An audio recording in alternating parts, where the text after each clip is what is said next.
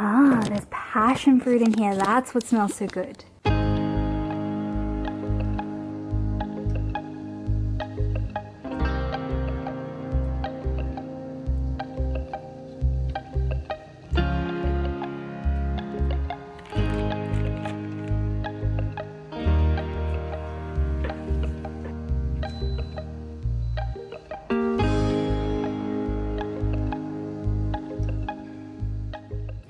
So much for my cat-proof glass jars. She's dragged it from that corner and then obviously like knocked it over and then just helped herself.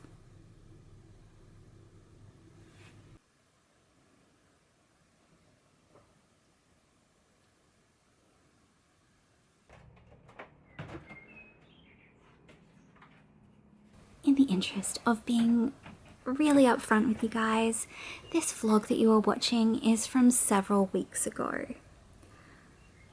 I've just gotten really behind, but that is why I am wearing quite a warm shirt considering how much hotter it has been in the last few weeks.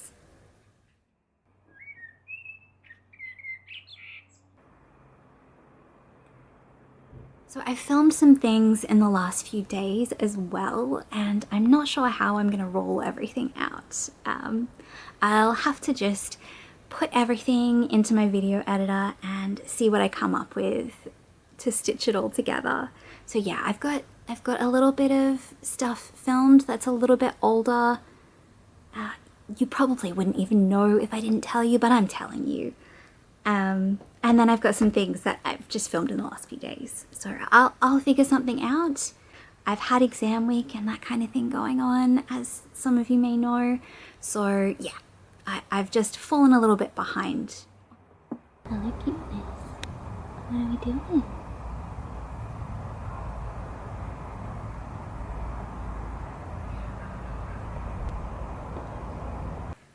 You coming back?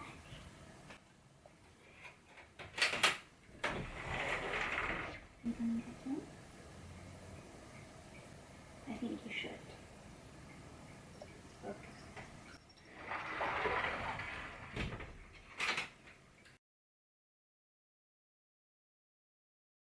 Okay. There's the overview of what it looked like when I opened it. It's these passion fruit that smell so good. Brain fart. I'm like, I think this is coriander, but I better taste it first. It is. It's coriander. Okay, that's awesome. That's the first time I've gotten fresh herbs. Passion fruit. Eggplant. Cucumber. Apples. Mandarins. Onion. Carrots. Sweet potato. Broccoli. Big head of cauliflower. And as always, the rest of the box is potatoes.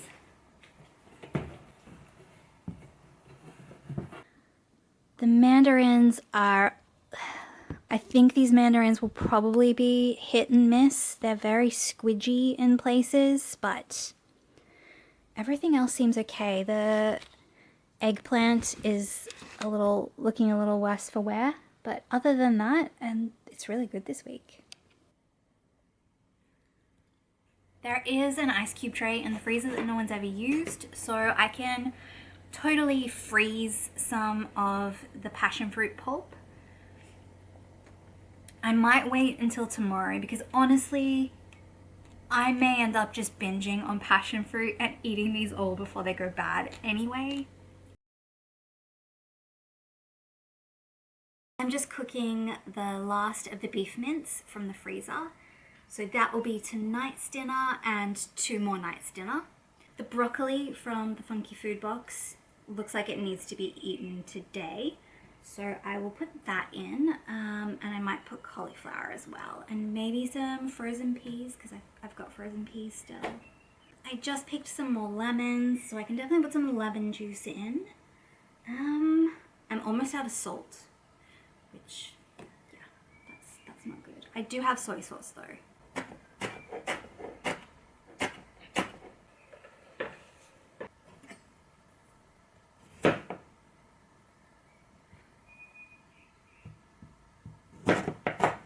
try and always use the stalk of the broccoli because it's actually really sweet and lovely, and you don't really notice it that much when it's cooked anyway. As you can see, this broccoli was looking a little bit wilted, so I cut off the brown bits on the outside of the stalk and just chopped up what was left.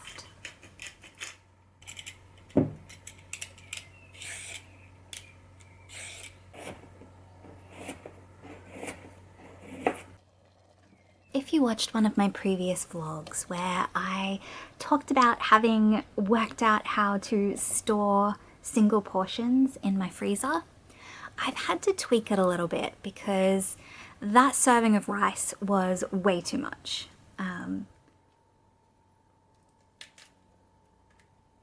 So I've had to reduce the amount of rice, and that rice, along with a 500 ml container of leftovers, is just way too much food. So instead I've been putting the rice in the 500 ml container at the bottom and then adding the stew or whatever the meal is on top.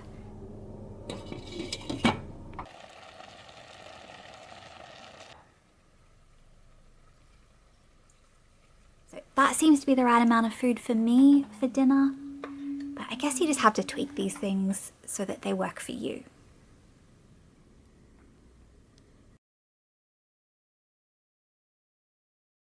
I'm going to soak some beans overnight, and I'll cook them tomorrow and have them with my meals for the next few days.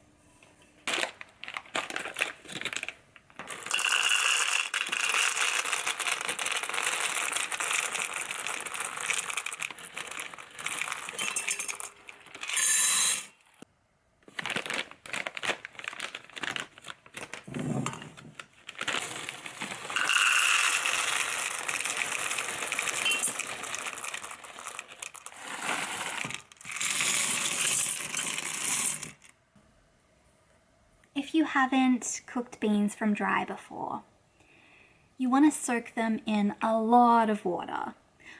More water than you think they could possibly soak up. Just err on the side of lots and lots of water.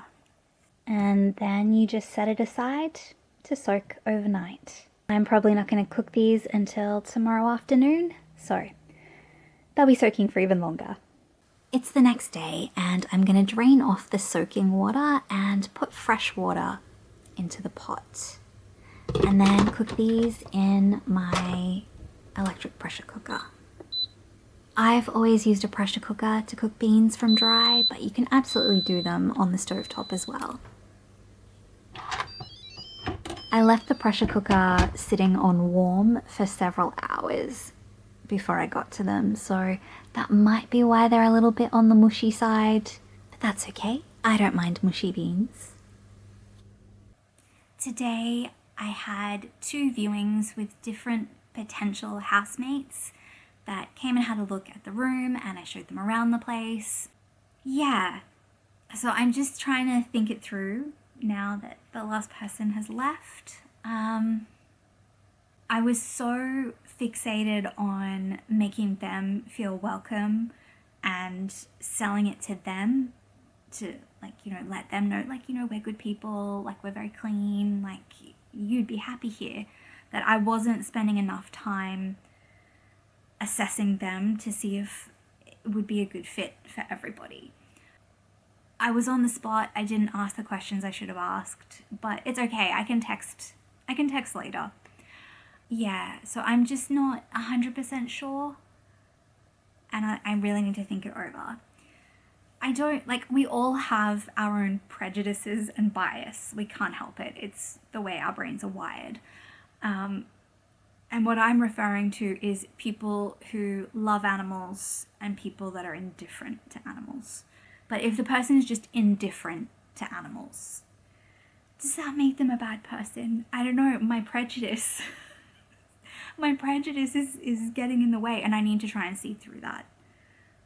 And yeah, because it's like, there are certain pets that I've never been interested in having. Like, I've never been interested in having a pet bird. I like admiring birds in the wild. I even love pigeons. You know, if I was going to have a pet bird, it would probably be a pigeon because they seem very sweet, pet pigeons. Anyway, I'm not in a hurry to get a pet pigeon. Anyway, birds, it's not something that I have ever been drawn to, but I can still like appreciate someone loving their bird, and I still think they're cute, you know? I don't want to judge someone based on them not being an animal person, except that it is a piece of information, isn't it? And that's the problem when you've got limited information about a person that you're potentially going to live with. But there are probably more important things like them being clean and tidy. Yeah, so I don't know. But obviously Bella lives here too. And as you guys have seen, she like harasses people when they've got meat that they're cooking. It's just her personality. She is very food motivated, to say the least. She's an extremely food. She's on my lap, but you can't see her, and I can't tilt. Yeah.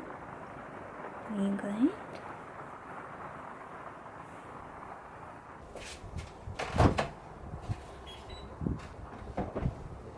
So today's video has been a bit of a mishmash of meals I've cooked, and I'm sorry that it's not been particularly well planned out, but yeah, it's been a little bit of a hectic few weeks.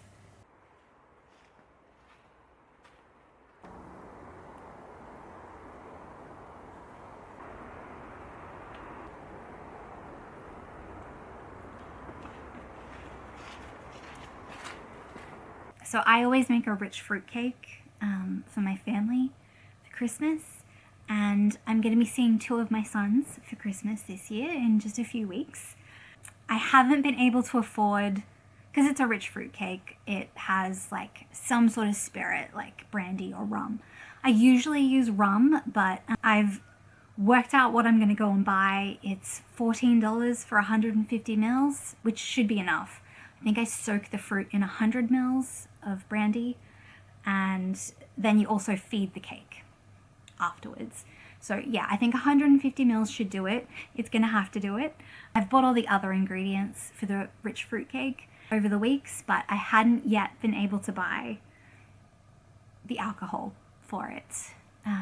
So yeah, I'm gonna go do that, and next week's vlog should have me making the rich fruit cake in preparation for Christmas. So I'm very excited about that. It's just something that I always did for my family. Like there are lots of traditional things that I would always make, but that was like always a staple. I know a lot of people don't like fruitcake, which is completely understandable. I was very lucky. All my kids have always really enjoyed the rich fruitcake. So yeah, we're gonna have that for Christmas. I don't know quite what else I'm going to make. I also have bought some sweetened condensed milk. It's like an oat milk sweetened condensed milk because I can't have dairy. So I've got 2 of those. I've always made like rum balls. The coconut upsets my stomach, the desiccated coconut, but that's okay. It's all right. It's Christmas. Sometimes you have a stomach ache on Christmas, and that's fine. Yeah, so I don't have like all my plans in place, but the rich fruit cake, I like to get that done. I like to do it in October. That obviously didn't happen because it's now December, but that's okay. There have been years when I've made the rich fruit cake in December, so this isn't the first time. Although I will say there were times that I made it in October and then we'd eaten it before December and then I had to make another one. So that has happened in the past too. So I wonder, have you started preparing for Christmas? Do you make anything special every year? Is it something that you need to start getting ready for now or budgeting for now? Yeah, I'd love to know what your traditions are and what you like to make for your family. Thanks so much for watching, guys, and I will see you in the next one. Bye!